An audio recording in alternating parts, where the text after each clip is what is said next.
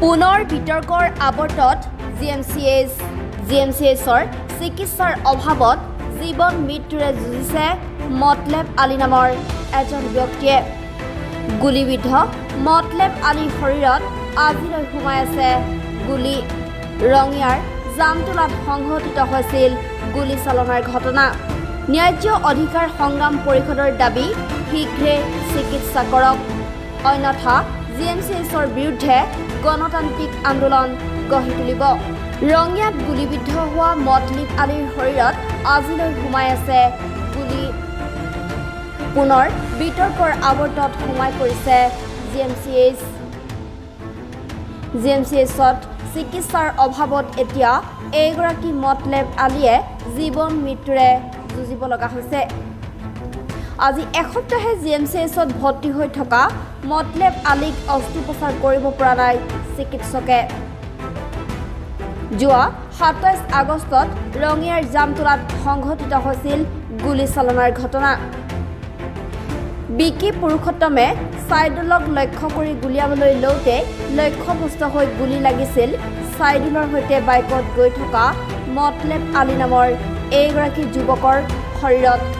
আজি এসপ্তাহে চিকিৎসা লাভ নকৰা গুলীবিদ্ধ মতলেব আলী ঘৰত উপস্থিত হয় ন্যায্য অধিকাৰ সংগ্ৰাম পৰিষদৰ এটি দল। ন্যায্য অধিকাৰ সংগ্ৰাম পৰিষদৰ দাবী চিকিৎসকে অতি শীঘ্ৰেই অস্ত্ৰোপচাৰ কৰি গুলী উলিয়াবলৈ ব্যৱস্থা কৰক মতলেব আলীৰ শৰীৰৰ পৰা, অন্যথা জিএমচিএছৰ বিৰুদ্ধে গণতান্ত্ৰিক আন্দোলন গঢ়ি তুলিব বুলিও সকীয়াই দিয়ে ন্যায্য অধিকাৰ সংগ্ৰাম পৰিষদে। আমি এটা ঘটনাৰ খবৰ পালোঁ যে আমাৰ মতলিব আলী নাম, তেখেতক যিহেতু আজি 2 দিনৰ আগত তেখেত গুলীবিদ্ধ হৈছিলে। এজন CRPৰ এক্স জোৱান বুলি শুনে, CRP জোৱান তেখেতে বিকি পুৰোহিতৰ নাম বোলে এজনে আচলতে তেখেতক যিহেতু গুলিয়াইছে বুলি আমি শুনা পালোঁ আৰু সেইক লৈ আজি তেখেতসকলৰ ঘৰলৈ আহিলোঁ। কিন্তু ইয়াতে আজি আহি কিনে যিখিনি কথা গম পাইছোঁ আচলতে মন চুই গৈছে। মানে এনেকুৱা এটা অৱস্থা হৈছে, আজি তেখেতসকলৰ ঘৰৰ কামানি কৰা ল'ৰা সেইজন, অকল এজন ল'ৰা, আৰু তেখেতৰ কোনো ধৰণৰ কাম কাজ নাই, কোনো ঘৰখনত চলাবলৈ কাৰণে কোনো এয়া নাই। আৰু তেনেকুৱা এটা পৰিৱেশত আজি যদি সেই ল'ৰাটো যদি ভগৱান ঈশ্বৰ আল্লাই নকৰক কিবা এটা হৈ গ'লে, ভগৱান ঈশ্বৰ আল্লাই নকৰক কিবা এটা যদি হৈ যায়, তেতিয়াহ'লে ঘৰখন চলাব কোনে?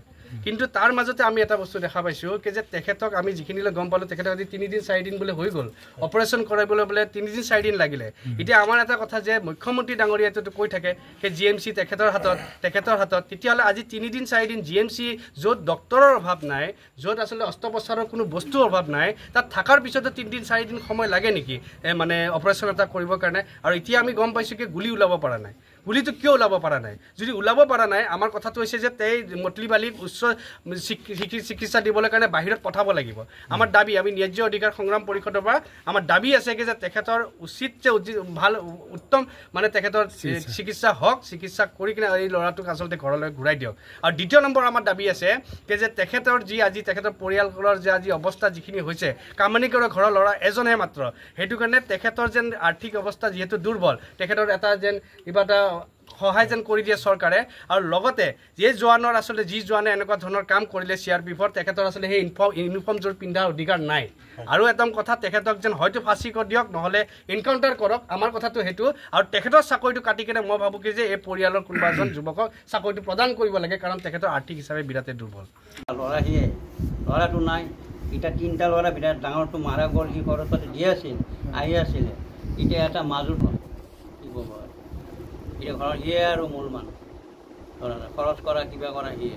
এতিয়া ঘড়ী মোৰ তুলি আছে, এইটো নাৰ্মৰ পকনো পোৱা নাই, খোজ কাঢ়িব নোৱাৰোঁ, কিবা কৰি নামাজখিনি কৰি আছোঁ আৰু এনেই বাহিৰত যাই আছোঁ। বা এয়া বজাৰ এখনলৈ যাব নোৱাৰোঁ, অৱস্থা একেবাৰে বেয়া। এতিয়া চৰকাৰৰ ফালৰ পৰাই অলপ কিবা এই দুখীয়া পৰিয়াললৈ সহায় কৰাৰ কাৰণে অনুৰোধ জনালোঁ।